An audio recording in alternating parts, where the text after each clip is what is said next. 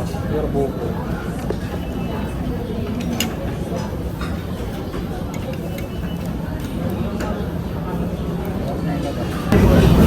Ikaw na. Hello, good day everyone. Hay, sa salamin na muntik ng luminaw. Aura-aura muna ako bago umali. Gabi na nga at nagbabalak sana ako na mag-skip ngayon ng dinner ko. Kaso nag-aya ang boyfriend ko na kain daw kami sa labas. Natakam siya sa bagong kainan sa SM Sangandaan. Andito na nga ako at umakyat na nga ako sa taas para nga salubungin siya kasi galing pa siyang work.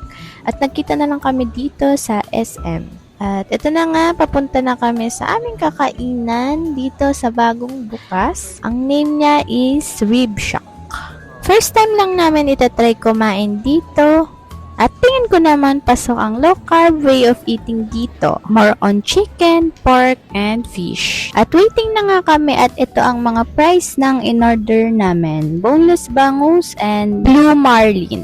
Dumating na nga ang order namin, boneless bangus para sa boyfriend ko and blue marlin para sa akin. First time ko lang kasi makakatikim ng blue marlin. Medyo pricey siya kaya rinay ko na. Napabili nga ng inuming buko juice ang boyfriend ko kasi medyo hindi namin na gustuhan ang lalagyanan ng tubig dito. Medyo mataas nga ang carbs ng buko juice pero hindi naman tayo naka-strict low carb kaya rin na itawid na lang natin to. By the way, share ko naman na ang mga tips or hacks as a low carber na kakain sa labas, mapa fast food man or restaurant. So, bago muna yan, guys, ang rice na yan ay hindi ko po kakainin. Puno pa yung plato ni BF, kaya nasa plato ko muna pero hindi ko siya ginagalaw.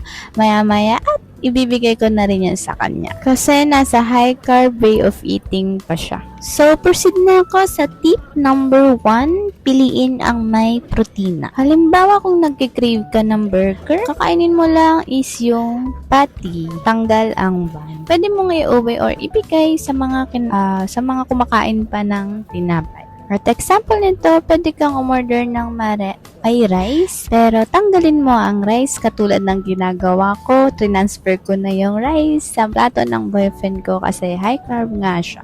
Tip number 2, iwasan ang hidden carbs. Alam mo ba, maraming sauce at dressing may sugar or starch. Kaya kung salad order mo, piliin mo olive oil plus vinegar lang, hindi creamy dressing. Even gravy, minsan may flour o cornstarch kaya plain na lang. Kagaya ng sausawan ko ngayon, nalagyan ko ng toyo at kalamansi. Pero sabi ko nga na hindi naman ako strict low carb, kaya pasok pa rin naman sa akin yung toyo. And then maya-maya, suka na lang din ang i-refill ko dyan sa sausawan ko. Tip number 3, palitan ang side dishes. Mas okay na vegetable na lang ang gawing side dishes o di kaya kung alam mong kakain ka sa labas, safe na magbaon na lang ng lagang itlog. Tip number 4, uminom ng tama. Iwasan ng soft drinks, juice o milk tea, puro sugar yan. Mas okay tubig, black coffee o unsweetened tea. Huwag akong tutularan, hehehe. Ang pinaka-safe, magbaon na lang ng bottled water or kung hindi man nakabaon, bumili na muna sa ibang supermarket ng water bago kumain para kung sakaling magka-aberya man sa tubig ng kakainan mo, walang problema. By the way, hindi ko naubos ang buko juice na yan. Siguro mga 1/4 lang yung nabawas ko. Panulak lang sa mga kinain ko. At ito, nauwi ko pa nga. Tip number 5, planuhin bago kumain. Bago ka pa pumunta sa restaurant or fast food, check mo muna yung mga menu online. Para pagdating mo, alam mo agad kung ano ang low carb friendly na pwede mong kainin. Gaya nga nitong Rib Shack na nakita ko lang sa newsfeed ang kanyang mga menu. Kaya nakita ko na swak din naman to sa mga naglo-low carb na tulad ko.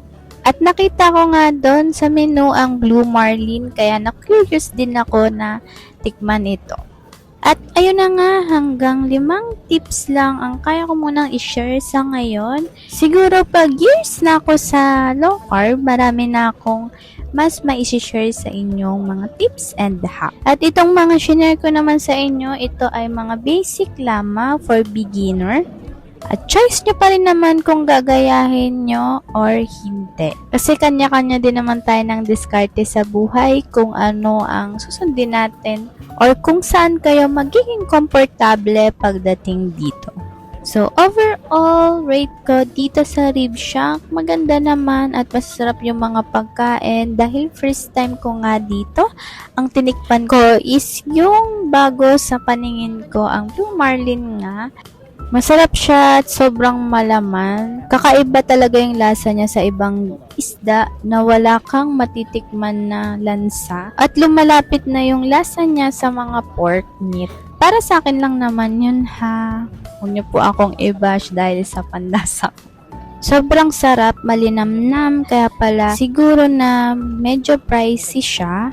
Kasi kanina sa counter, pinakita pa sa akin kung ano yung pipiliin ko. By gramo siya pinipili. And fresh pa siyang pinakita sa akin na may price. So, ang pinakamura ang kinuha ko kasi okay na yun. Kasya na yun sa akin. So, ayun, bali, made to order siya. Hindi ko lang talaga na videohan para maipakita sa inyo kasi marami nang nakapila sa likod ko. Next, yung bangus naman, masarap na din naman siya.